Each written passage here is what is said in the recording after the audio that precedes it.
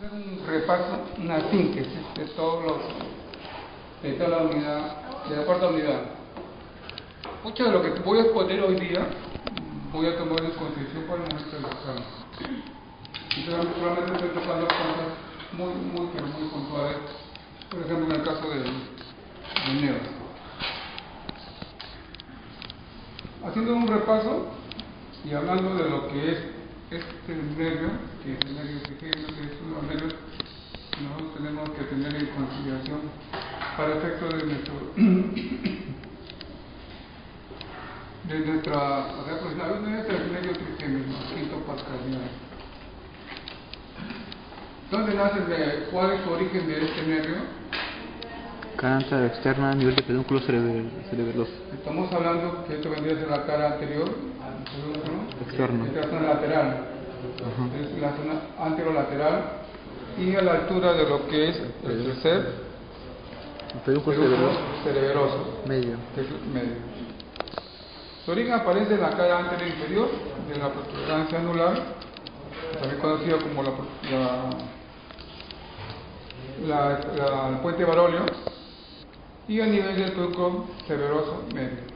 Ese encontramos el origen aparente. Constituido por dos fibras nerviosas, una de mayor calibre y una de menor calibre. El de mayor calibre tiene función nerviosa sensitiva. Y el calibre delgado o menor calibre tiene función nerviosa motora. Como digo, nace dos raíces.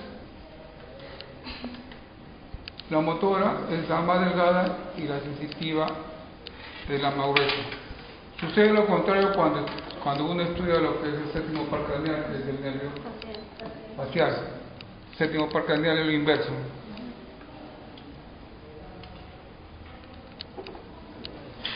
Cabe recordar de que cuando hablamos de la impresión trigeminal que encontramos en la porción petrosa del temporal, siempre se suele hablar de que ahí descansa el ganglio de Gassa.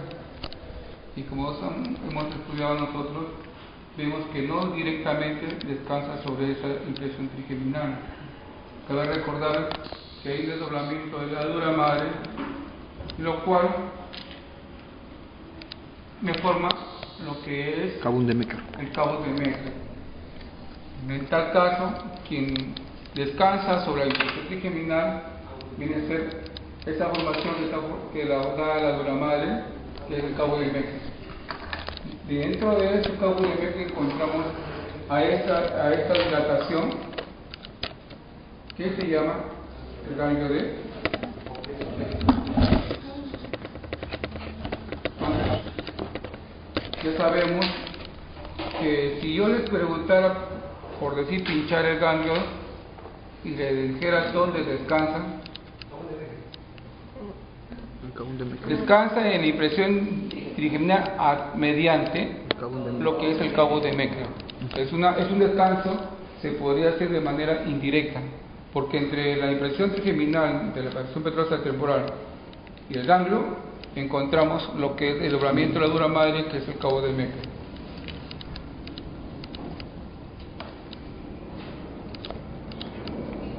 Esto es en cuanto a lo que es la función sensitiva del trigémino. Esta es una pregunta que probablemente les hagan a ustedes en teoría, que muchos han caído. Cuando les preguntan quién inerva lo que es la piel de la cara, muchos confunden que es el nervio sensitivo, lo cual no lo es. Quien inerva la piel de la cara precisamente es el nervio trigémino, a través de sus fibras sensitivas, llámese del nervio ostámico, del nervio maxilar o del nervio mandibular, como en la diapositiva ustedes están observando. Pero paralela a esto, que es parte todo ese territorio corresponde al trigémino, también en la cara posterior, que es en la región occipital y a nivel del cuello, también hay una función sensitiva que lo está delimitado por lo que es tanto la rama dorsal cervical como ramas superficiales del plexo cervical. ¿Quiénes podrían ser? En el caso si hablamos de los del plexo cervical, hablamos de las ramas superficiales. Una de ellas es el nervio transverso. Otro tenemos ¿Qué otro nervio tenemos de los tres que nos da? El occipital, el auricular. Todos esos dan ramas para inervar sensitivamente esta región. Parótida aquí encontramos en algunos preparados que hay acá. Puede ser que también le pueda tomar esto de la glándula parótida. Y entre las cosas que yo podría hablar sobre este órgano, básicamente sería, por decirle, su ubicación. ¿Cuál es la ubicación de la glándula parótida? Y la glándula parótida está en la región posterior. A esta altura encontramos lo que es la rama del maxilar, por detrás de lo que es este músculo, que es el músculo macetero. Retromandibular. Inferior, acá tenemos el conducto auditivo, inferior al conducto auditivo externo. Y anterior acá tenemos, a esta altura podemos encontrar lo que es la apófisis mastoide, y también está como referencia anterior a lo que es la apófisis mastoide. Yo particularmente, de acuerdo a la literatura que he podido leer, la ubicación dice posterior a la rama de la mandíbula. Pues yo estaría, a veces decían, no, pero está lateral al macetero. Cabe recordar que la glándula parótida abarca la porción posterior de la rama. Por eso que se le nombra ubicación posterior a la rama de la mandíbula. Y otra, si podemos también ampliar un poco la ubicación, estaríamos hablando que está por delante, está en relación con la cara externa de este músculo, que es el músculo macetero.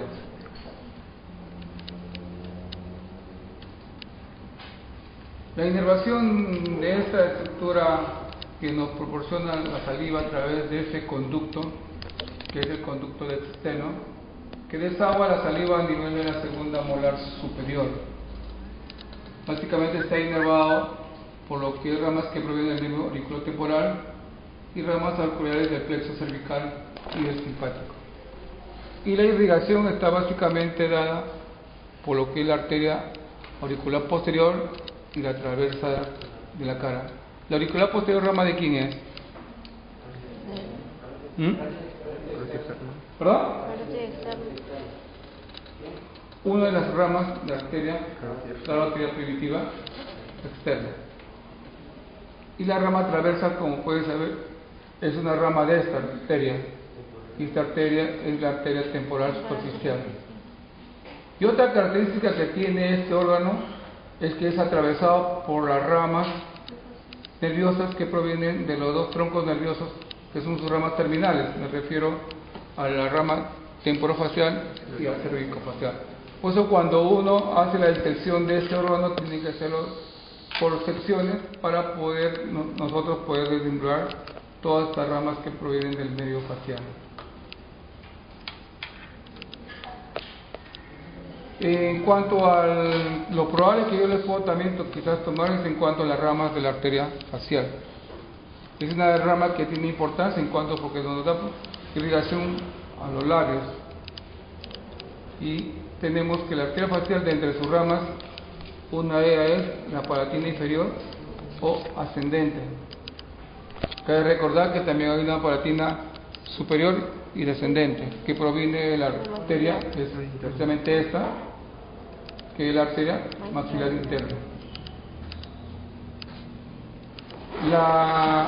La función de esta arteria básicamente es la de irrigar la musculatura de la mucosa de velo del paladar y la porción cefálica de la faringe. Luego tenemos unas ramas pterigoideas, suele ser una o dos ramitas que ascienden.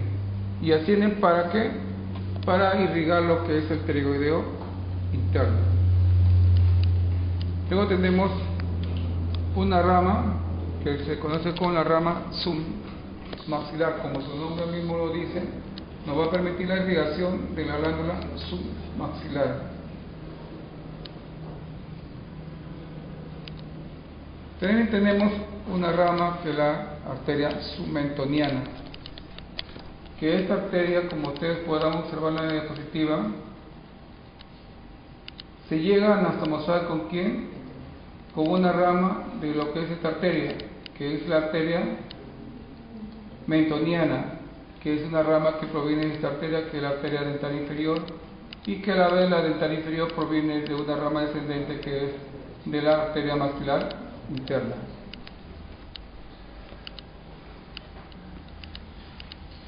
A este nivel ustedes ya conocen que encontramos lo que es el músculo mastetero, que es uno de los músculos masticadores muy importantes, y a él es irrigado en su tercio inferior, en la parte media inferior, por la arteria masseterina inferior. Ustedes ya saben que también hay una masseterina superior que proviene precisamente también de esta arteria, que es la arteria maxilar interna, más conocida como la arteria del odontólogo.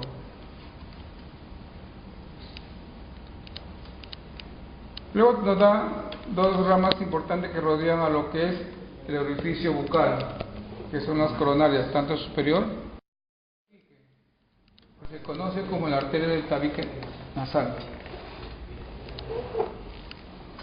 Lateralmente a la ala de la nariz asciende la arteria facial y da una rama que viene a ser la arteria, el ala de la nariz. Y hasta la región superciliar llega a lo que es la arteria angular. Todas estas vienen a ser las ramas de la arteria facial. Y esta arteria, que es la arteria angular, tiende a anastomosarse con lo que es la arteria dorsal de la nariz, que es una rama de la arteria oftálmica. Se me ocurre preguntarles a ustedes, ¿puedo pinchar la arteria facial? Y les pregunto con qué estructura anatómica se anastomosa. La respuesta está en la parte superior, y donde dice que se anastomosa con la dorsal de la nariz, que es una rama de la arteria oftálmica. Y la arteria, yo me estoy refiriendo a la parte terminal de la arteria. En este caso la arteria facial se anastomosa en su parte final con lo que es la dorsal de la nariz, que es la rama de la arteria oftálmica. Y la arteria oftálmica, ¿rama de quién es? Carótida interna. De la arteria carótida interna. ¿Okay? Justo lo que comentaba ahorita su colega, hay una importancia en cuanto a esta arteria, que es la arteria submentoniana. Presenta doble anastomosis. Y esta arteria se va a encargar de irrigar lo que la rama también va a llegar a la glándula maxilar, al músculo piloideo, como ustedes sabrán, es lo que hace el piso de boca, y a lo que es el vientre anterior del ligástrico, como ustedes pueden observar. Este viene a ser el vientre anterior ligástrico, y lo que está acá viene a ser el músculo miloideo. Y partes blandas de la región mentoniana. ¿Con qué estructuras anatómicas se anastomosa? Se anastomosa con la arteria sublingual, que es una rama de la arteria lingual, y como he visto anteriormente, con ramos mentonianos que provienen de la arteria dentaria inferior. En los preparados no encuentro ninguno de estos que puedo mencionar de las mentonianas, no encuentro. Lo único que sí encuentro es la arteria facial. O de repente les puedo pedir ciertas ramas de la arteria facial. Otro ramo importante que hemos estudiado durante este segmento es en cuanto al nervio facial. Obvio que ingresa el cráneo endocardio a través del conducto auditivo interno. Cuando pasa el conducto auditivo interno hasta antes de salir, ¿por dónde sale extracranialmente? Agujero estilomastoideo. Antes de salir por el agujero estilomastoideo, todo esta porción de nervio se le conoce como nervio petroso o intrapetroso. Y dentro de ese recorrido intrapetroso va a emitir varias ramas, pero se le denomina tres segmentaciones en ese tramo, que es el segmento laberíntico, el segmento timpánico y el segmento mastoideo. Entonces, una pregunta que podría yo preguntarle si cojo el nervio facial y les pregunto cuál es la segmentación de la porción petrosa del facial, la respuesta la tienen ahí: segmento laberíntico, segmento timpánico y segmento mastoideo. En este segmento que está dentro de la cavidad petrosa del temporal va a emitir varias ramas. Entre esas ramas encontramos al petroso superficial mayor, al petroso superficial menor, al nervio del músculo del estivo o del extrapido, tenemos al aporo del tímpano y por último tendremos una rama comunicante que se van a comunicarse con el ganglio superior del nervio vago. Estos vendrían a ser todas las ramas intrapetrosas. Cuando este nervio recorre todo este trecho hasta salir por el agujero estilomastoideo. Como ustedes sabrán, el nervio emerge por ese agujero, pero hay otra estructura anatómica que ingresa por ese agujero, que es la arteria estilomastoideo, que es una rama, como también de la poesía, a veces sale de la arteria occipital, en otro caso sale de la arteria auricular posterior. Ambas ramas son ramas de la arteria carótida primitiva externa. ¿Qué sucede cuando ya emerge por este agujero? Nos va a dar con las conocidas ramas extrapetrosas. Otra pregunta que yo les puedo preguntar: ¿cuáles son las ramas extrapetrosas del nervio facial? Y estamos hablando de, serían 5 ramas que me dan. Una que se anastomosa con el nervio glosofaríngeo. ¿Cuándo forma el asa? Cuando rodea a la vena jugular. De ahí da la rama digástrica para irrigar lo que es el vientre posterior del digástrico.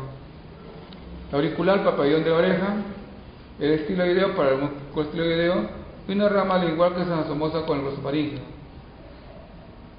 Entonces, de acá podemos sacar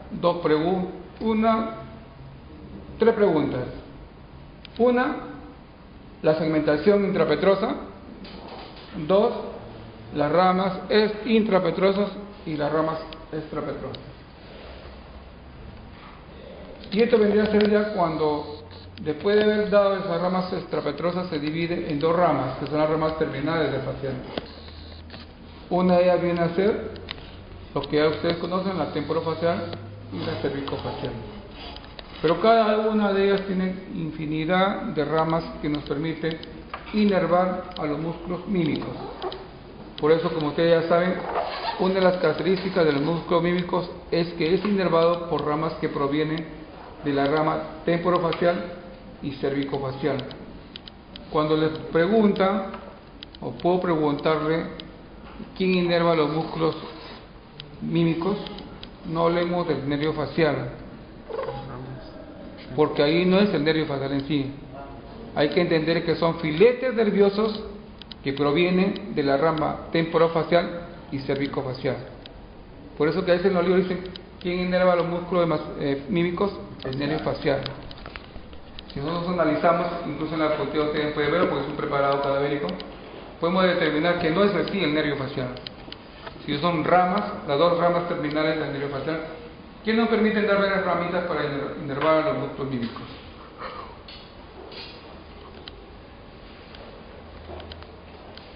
Acá podemos ver las muchas ramas que podíamos observar tanto en la rama temporofacial como en la cervicofacial.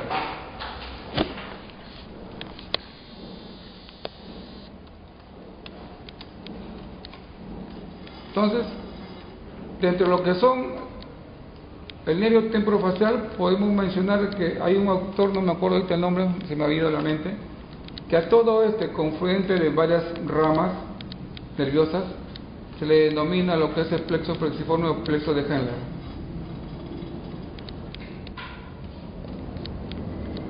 De repente en el examen le puedo hacer así como está, una redondela, y les pregunto cuál es una denominación, y la denominación sería plexo flexiforme o plexo de Henle.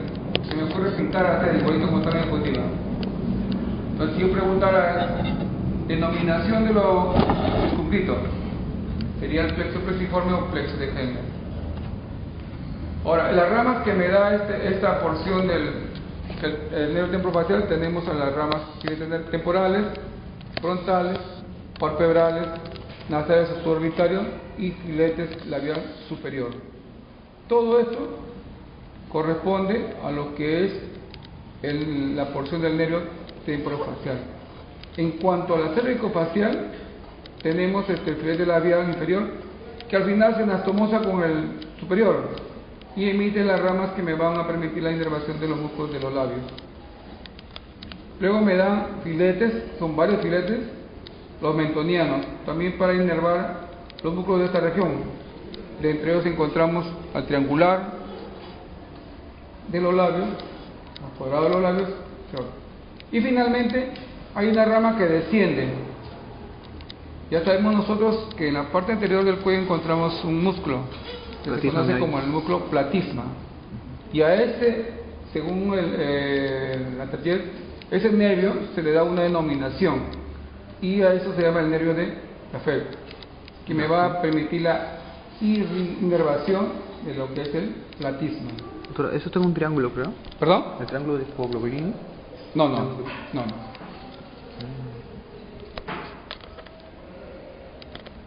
Entonces, ¿es la rama comunicante con el plexo cervical? Sí. Una ramita de ellos va a formar esta famosa laza de Lange. Pero en sí, la denominación que se da al nervio que inerva al platisma es el nervio de Lafave, que una de sus ramas se va a anastomosar con un filete nervioso del plexo cervical, sí, y esa racita se le da esa denominación de Lange. Otra cosa que yo podría preguntarle, ustedes habrán visto que no hay preparados muy adecuados para ver todos esos músculos, pero sí podría preguntarles características como en una oportunidad les he hecho en el examen. Pincho varios músculos y les pregunto las características importantes de eso, y esto está resumido en esto. Una gran característica que no posee aponeurosis, y eso es lo que no nos permite hacer una adecuada disección. De que son superficiales todos. Son aplanados en forma de cinta y se encuentran alrededor del orificio, como el orificio ocular, el orificio nasal, el orificio bucal. Y en algunos casos las inserciones que tienen estos músculos, como el caso del músculo canino, se origina en la fosa canina y debe confundirse a nivel de lo que es esta porción topográfica que se llama, ¿cómo se llama esta porción topográfica? El modiolo. Sin embargo, también hay músculos que no tienen inserciones a nivel de tejido óseo, como por decir el fisor de Santorín. Y básicamente todos estos músculos de las expresiones están inervados por el músculo, por el nervio facial.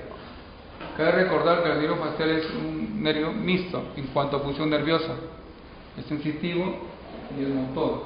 A este nivel están funcionando las estructuras nerviosas que corresponden al nervio facial. Y obvio que todos estos músculos me van a permitir las diferentes expresiones que podemos manifestar en algunas ocasiones. Bueno, como digo, desde los músculos mímicos no hemos podido determinar, verificar bien un preparado, porque no hay un preparado adecuado. De todas maneras podemos mencionar que a nivel de la cúpula del cráneo no hay ninguna estructura muscular. Está cubierta por una aponeurosis fibrosa, como ha sido con el nombre de aponeurosis epicranial. Otro llaman también caloto aponeurótico etéreo. Luego tenemos al músculo frontal. Bueno, es obvio, ¿no? Está en la recta frontal con el auricular de los párpados, el traverso de la nariz, el dilatador de la nariz que está a este nivel, que es bien pequeño y no se puede disecar así nomás. Tenemos acá lo que es el piramidal, tenemos lo que está debajo de lo que es el músculo frontal, el superciliar. Dentro de los que van hacia la región de la cavidad de los labios, es decir, a la región bucal, tenemos a lo que es el elevador común del ala de la nariz y del labio superior. a dos cigomáticos, tanto el superior como el inferior, y acá tenemos al elevador propio del labio superior. Tenemos acá lo que es el cigomático menor y acá tenemos a lo que es el cigomático mayor. Algunos autores manifiestan que los cigomáticos van a la comisura, pero la gran mayoría que he podido yo leer, solamente a la comisura llega lo que es el cigomático mayor. Y una razón está incluso en ese dibujo, que solamente el cigomático mayor llega a confundirse en la comisura labial.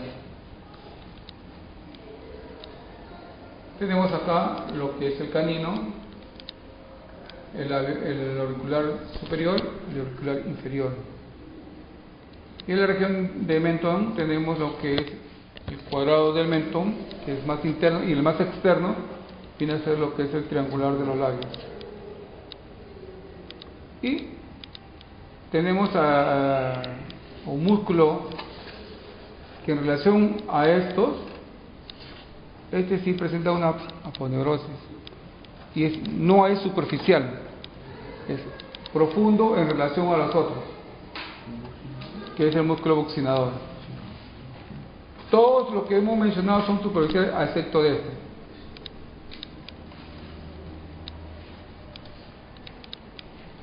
Y finalmente lo que está en la borla del mentón. Y bueno, como comentamos anteriormente, a nivel de la comisura labial confluye la inserción de varios músculos y esa confluencia se denomina lo que es modiolo. Yo puedo pinchar esta parte y le puedo preguntar topográficamente qué se forma y quiénes lo forman.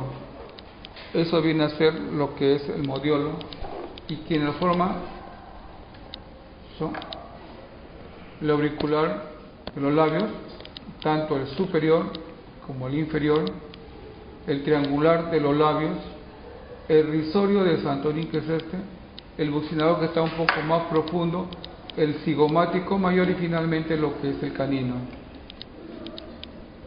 Todos esos me van a formar lo que es el modiolo.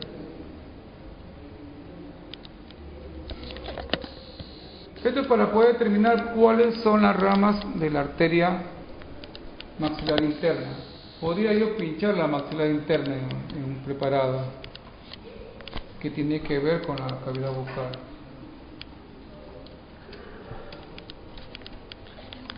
Entonces tenemos, ¿alguien se acuerda cuáles son las ramas? ¿Cuántas son las ramas ascendentes? 5. Entonces tenemos timpánica, ¿quién sigue?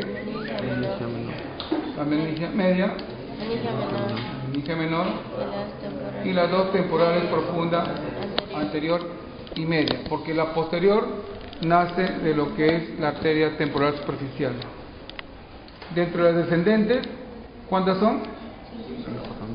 Tenemos la que es la dentaria inferior, la masseterina superior, la pterygoidea, tenemos lo que es la bucal y finalmente lo que es la palatina descendente o superior, que es precisamente la que nos va a poner la irrigación de cierta porción de lo que es la mucosa palatina. Luego tenemos dos anteriores, una de ellas que es la alveolar. Como ustedes ya sabrán, la alveolar sigue siendo alveolar cuando está en la parte externa, porque me va a inervar lo que es mucosa. Cuando ya ingresa a lo que es la tuberosidad, cambia el nombre, se llama arteria dentaria posterior. Cabe recordar que las que ingresan no es una, si son a veces 2 o 3 arteriolas, que provienen de la arteria alveolar. Luego tenemos lo que es la arteria infraorbitaria. Una importancia de la arteria infraorbitaria es que nos va a permitir dar a la arteria la dentaria anterior, antes de emerger por el agujero infraorbitario. Luego tenemos dos posteriores, que es la arteria vidiana, y lo que es la arteria pterigo-palatina. Y otra arteria que es importantísima conocerla en cuanto a la irrigación de la mucosa palatina es lo que es la arteria seno-palatina. Porque ya saben que la seno-palatina se divide en dos ramas, una interna y otra externa. La externa es la que me va a irrigar seno maxilar, me va a irrigar los cornetes.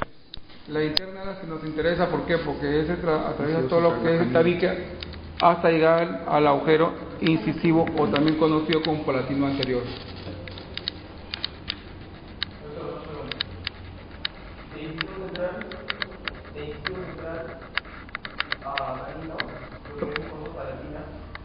Eso lo vamos a ver más adelante. Y acá tenemos en este preparado, como ustedes miren, todo este es la arteria maxilar interna. Acá podemos ver lo que es la dentaria inferior, es acompañada por el nervio dentario inferior.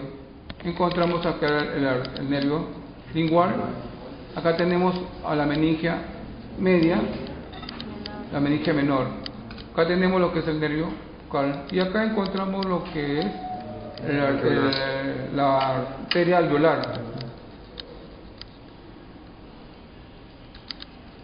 Y esto correspondería a lo que son las ramas de la última rama de la arteria maxilar externa, de la carótida externa, que es la temporal superficial. Una rama que es la que cruza la cara, por eso que es la transversa de la cara, que una de las características, según los autores, dice que es acompañada o acompaña a lo que es el conducto de seno. Otra rama que me da es la cigomática orbitaria, me da también lo que es la temporal profunda posterior. En el caso del músculo temporal, yo les puedo preguntar o su inervación o su irrigación, o también puedo preguntarle cuál es el origen de su irrigación o el origen de su inervación. Ustedes conocen de que el músculo temporal es inervado por el temporal profundo anterior, medio y posterior, al igual que la arteria, de tal manera que si yo pinchara el músculo temporal y le preguntara cuál es su inervación e irrigación, ¿cuál sería la respuesta?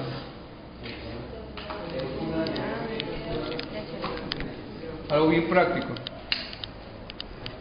Es el van temporal profundo anterior, medio y posterior. ¿Por qué le digo van? Porque tenemos que conocer también a la vena. Entonces, cuando hablamos de irrigación y vascularización del músculo temporal, tenemos que entender que está inervado, irrigado por un van. El van temporal profundo anterior, medio y posterior.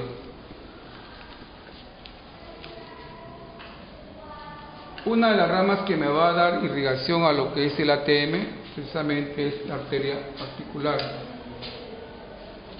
Y una que me va a irrigar lo que es el pabellón, viene a ser la rama auricular anterior. Todas estas vienen a ser las ramas colaterales de la arteria temporal superficial.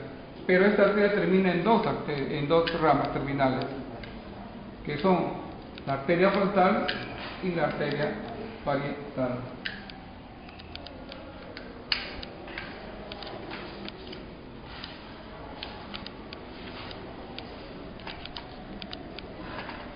Esto lo hemos visto. Voy a esto. La primera rama que me da el trigémino es el nervio ostánico, también conocido por el nervio de Willis. Su función básicamente es sensitiva.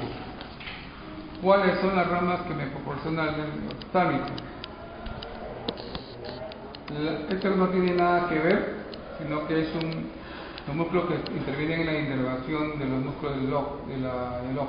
Entonces, la primera rama que me da es el recurrente de Arnold. Básicamente eso me va a dar inervación a lo que es las meninges. básicamente lo que es la dura madre. En este caso la tienda del cerebelo. Otra rama que me da el nervio de Willis, nervio frontal. Esta sería la segunda rama. La primera sería lo que es el nervio recurrente de Arnold, la primera. Segunda rama vendría a ser el frontal. El nervio frontal me da lo que es el nervio frontal externo o el supraorbitario, que emerge ¿por dónde? Por el agujero supraorbitario. Bueno, ahora va a dar irrigación a la región frontal y también a lo que es la región del óseo. Otra rama es la frontal interna, o también conocida como metatarsal. Las ramas frontales y ramas palpebrales y ramas nasales. Si hacemos un recuento de las ramas que me da el nervio frontal interno, frontal, palpebral y nasal. Este nervio no lo hemos visto, no lo hemos encontrado. De repente es útil para el examen teórico. Otra rama del nervio oftálmico viene a ser lo que es el lagrimal. Hasta ahí ya tenemos tres ramas del nervio lagrimal: el de Arnold, el frontal y el lagrimal. En total son 4 ramas. Ahí estamos viendo 3. Sus ramas son 2 ramas, una interna y otra externa. La externa es la que precisamente va a dar irrigación a la glándula lagrimal, que es esta. Y la interna me va a permitir inervar cierta parte del párpado superior. Se puede decir que es la porción externa del párpado superior. Entonces, el nervio de Arnold, primera rama, segunda rama frontal, tercera rama lagrimal. Y por último,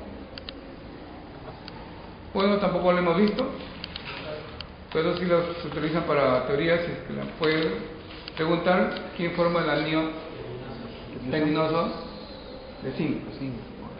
Y lo forman los tendones de los núcleos rectos del ojo con el oblicuo superior.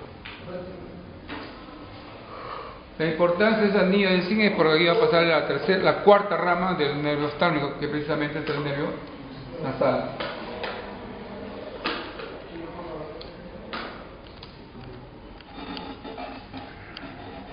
Y acá tenemos al nervio nasal, conocido también como naso ciliar. Este ganglio es el nervio oftálmico, y la primera rama que precisamente me da este nervio son las ramas simpáticas, sensitivas largas y motoras, que van como ramas aferentes a lo que es el ganglio oftálmico.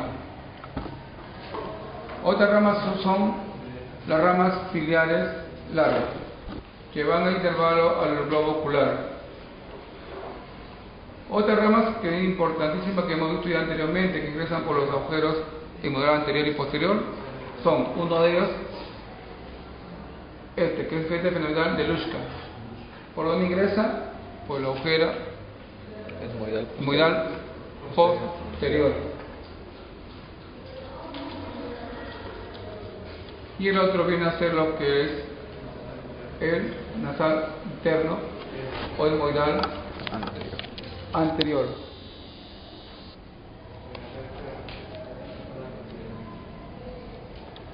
Eso básicamente para que puedan, de repente en teoría lo puedan, pero en práctica no encontramos todos esos nervios. Lo que sí encontramos es en esto.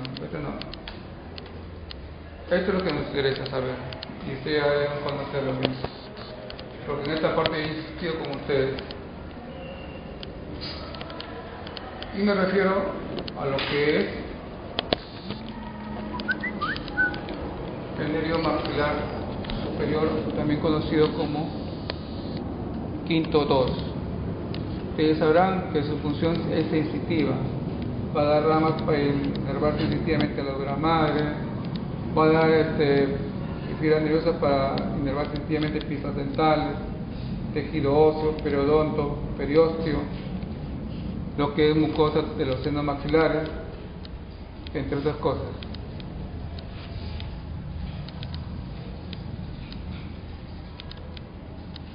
¿Cuáles son las ramas de la arteria maxilar? Yo puedo pinchar incluso el nervio maxilar superior y le pregunto cuáles ramas. Igual que el anterior nervio, también una rama para inervar a lo que es la madre, que es esta, que le conocen como el nervio meningo medio.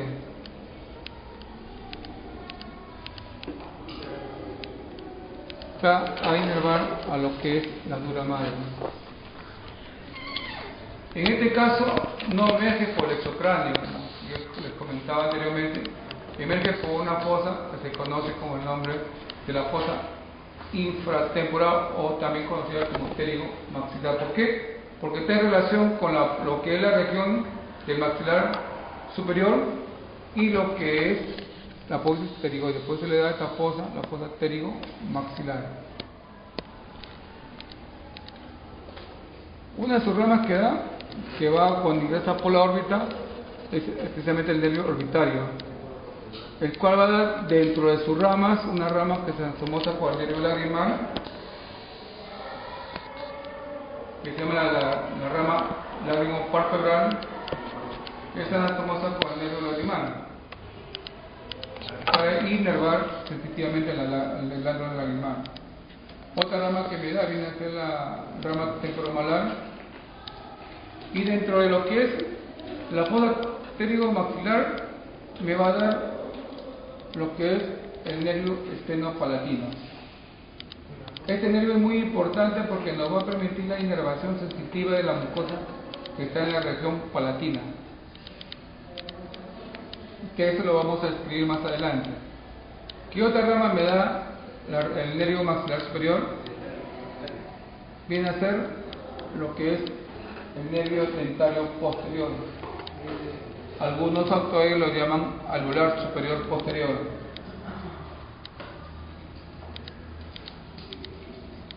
En el caso de Rubieri lo llama rama alveolar superior posterior. Otra rama que me da este nervio viene a ser lo que es nervio dentario medio. Al igual que el anterior, también lo conocen como ramos alveolares superior medio. Y este nervio, que es el nervio maxilar superior, antes de emerger por el agujero infraorbitario, me da un nervio que viene a ser el nervio dentario anterior, o también conocido como ramo alveolar superior anterior. Ya cuando emerge la última rama, se puede decir, del nervio del maxilar superior, cuando ya emerge por este agujero, que es el agujero infraorbitario, ya no hay un ramillete nervioso. De ahí que se le da a este nervio, perdón, me olvido acá, la confluencia de filetes nerviosos, tanto del dentario anterior, medio, posterior, me forma un emaranhado de fibras nerviosas que se denomina lo que es el plexo dentario superior. Y esto vendría a ser lo que es el ramillete suborbitario o infraorbitario. Y de entre sus ramas que me da, ramas ascendentes, que son las ramas conocidas como las palpebrales, precisamente para inervar lo que es el párpado inferior. Algunos autores también lo llaman rama nasolabial, otros, dependiendo cómo aparezca, si aparece como un tronco o independiente, se le denominaría ramo nasal y ramo labial. Pero generalmente, me lo he hecho, es un dibujo, no es un preparado, pero generalmente yo lo que he podido observar dentro de lo que he disecado, he encontrado siempre filetes independientes. Entonces, para el efecto del examen, si por decir yo les pregunto en la mucosa vestibular comprendida en incisivo central y canino, ¿quién inerva? Sería la rama labial del ramillete infraorbital. Si yo preguntara cuál es el origen de la inervación de esa mucosa, simplemente es el ramillete infraorbital. ¿Ok?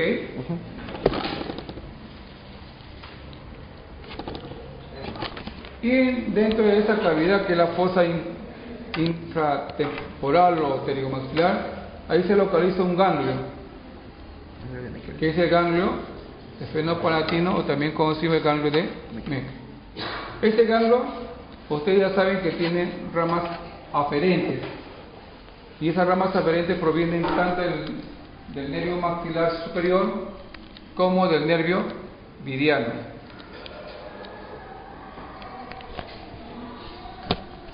Ya ustedes saben cómo se forma el nervio viriano.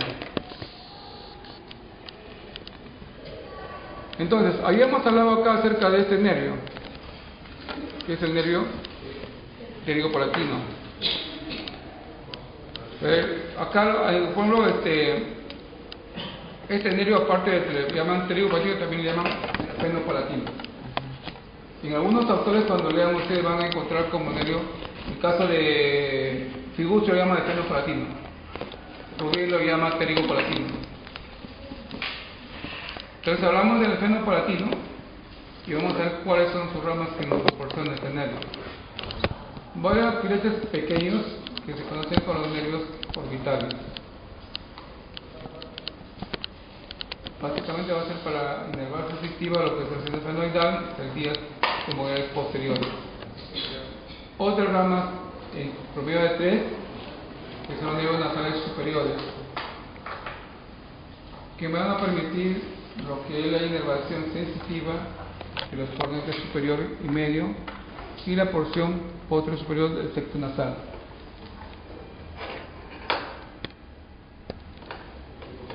Luego me da, esta es una rama, según los autores dicen que es inconstante, a veces está, a veces no está. En el supuesto caso que esté, se le conoce con el nombre del nervio pterigopalatino o el nervio de Bob.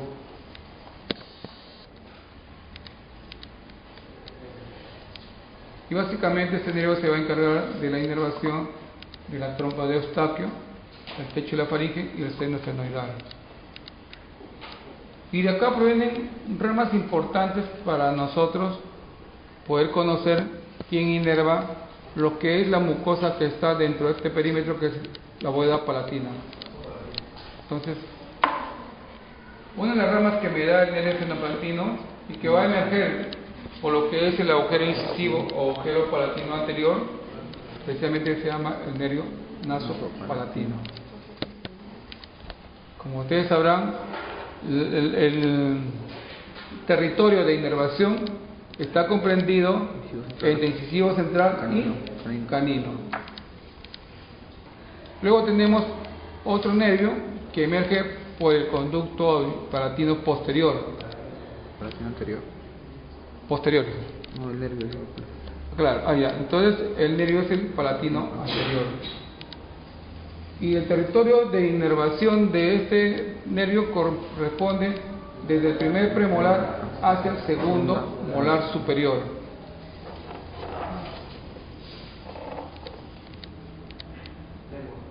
Otro nervio que me da esto viene a ser lo que es el palatino medio, que básicamente me va a dar inervación a lo que es el paladar blando, o también conocido como el velo del paladar. El palatino posterior, ¿verdad? ¿Perdón? El palatino posterior no. También la inerva. Y la tercera De acá molar. del medio, me va a inervar sensitivamente en la porción que corresponde a la tercera molar, Claro. pero también me emite filetes nerviosos para inervar lo que es el velo del paladar. Ah, ya, claro. O sea, este nervio me proporciona filetes nerviosos sensitivos para qué? Mucosa de tercera molar superior. Y también me va a dar inervación para inervar lo que es velo del paladar. Al igual Palatino posterior. que lo que es el palatino posterior. Mucosa posterior del paladar, que es el velo del paladar, y esa tercera molar.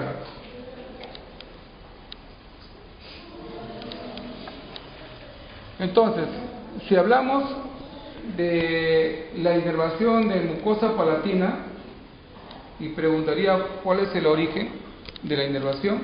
Básicamente está dado por el nervio esfenopalatina, porque todas las ramas que van a inervar provienen precisamente de lo que es el nervio esfenopalatino.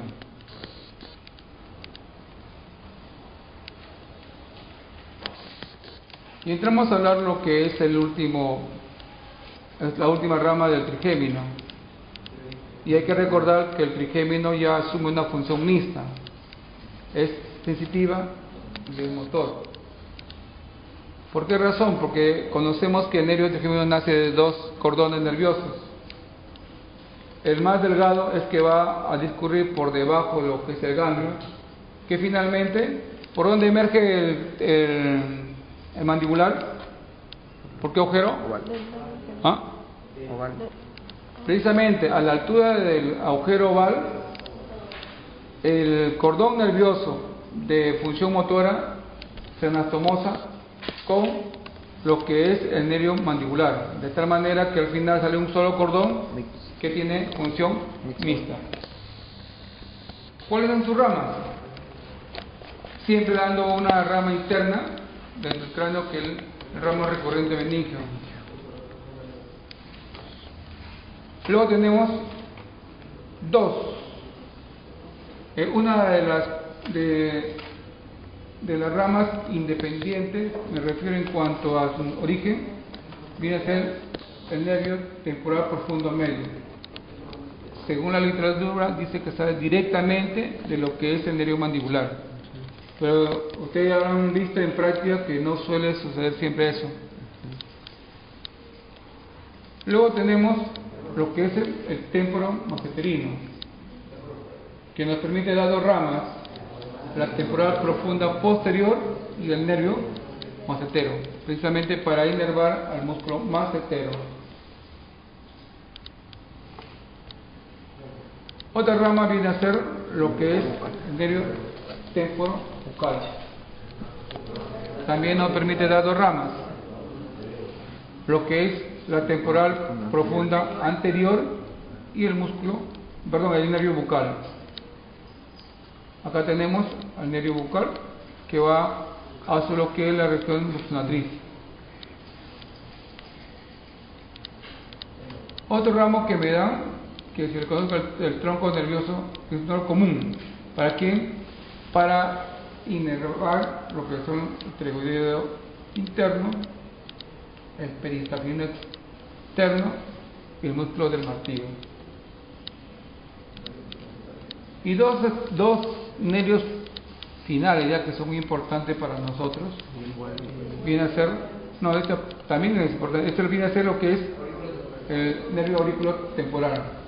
Como ustedes saben, una característica, como están viendo acá, nace de dos raíces, lo cual me da una formación de un ojal, y por ese ojal va a cruzar lo que es la arteria meningea media, como ustedes están observando, y a este ojal se le conoce como el ojal de Kubara.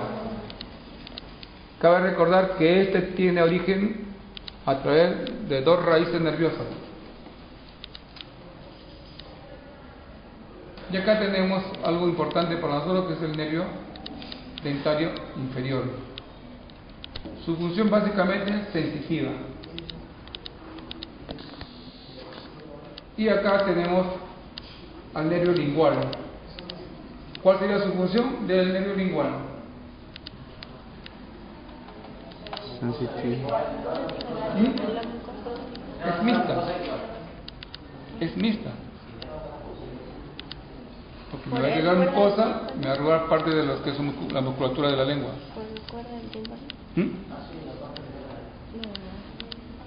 Entonces, en este caso, el nervio lingual tiene función mixta, porque me va a inervar mucosa lingual.